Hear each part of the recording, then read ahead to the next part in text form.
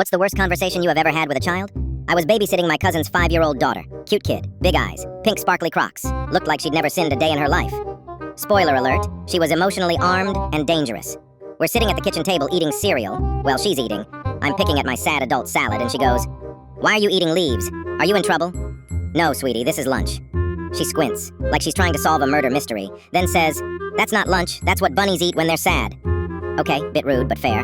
Then she points to my phone, which, yes, has a cracked screen, and goes, "Did someone drop it, or is your house just not rich?" "Ma'am, it's 1 p.m. You're wearing a shirt with a unicorn eating glitter pizza. Why are you attacking me with economic class warfare?"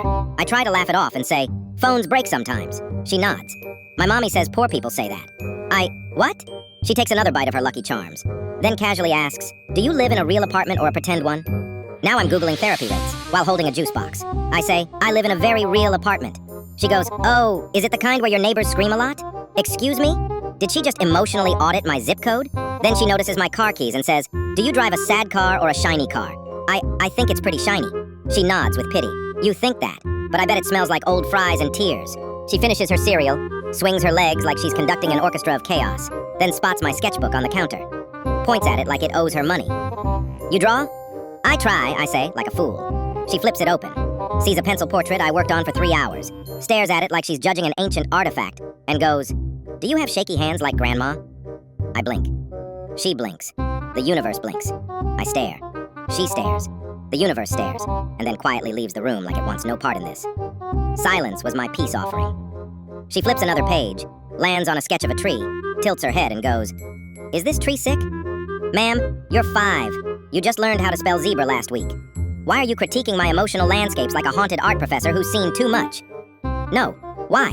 She doesn't reply, just shrugs like a tiny art curator who's disappointed in the gallery but too polite to say it out loud.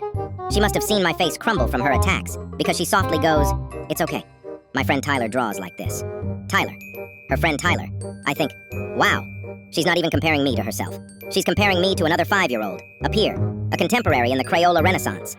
At this point, I'm just praying she doesn't ask me to sign it for her fridge. Trying to recover my self-esteem, I ask her, "Hey, do you want to draw something?" She looks at me like I just offered her a business loan, tilts her head and goes, "Depends. Are you gonna get weird about it if I'm better?" "Excuse me, ma'am. I'm just trying to bond over crayons, not enter a talent war." I pull out my sketchbook and a pack of crayons. You know, the ones with the optimistic 64-color variety, and the world's worst built-in sharpener. She grabs the box, shakes it like she's mixing spells, and hands me 3 colors, beige, gray, and brown. Says, "These ones suit you most." I take the colors like I haven't just been assigned the emotional palette of a DMV waiting room. Start sketching a tree, you know, as a compensation for the previous tree. "That it?" she says while slowly grabbing my page, just the way my mom used to grab my toys if I brought them to the dinner table, and she confiscates my drawing, and I helplessly sit there like the dysfunctional adult that I am. Her mom walks in, sees my face, and says, "Uh-oh, did she break your spirit again?" I just whisper, "Where did she learn this?" She shrugs. Honestly, I think she was born like that. I left that house poorer. Not financially, emotionally, spiritually, self-esteemily. That little girl didn't babysit me, she evaluated me, and the results were devastating.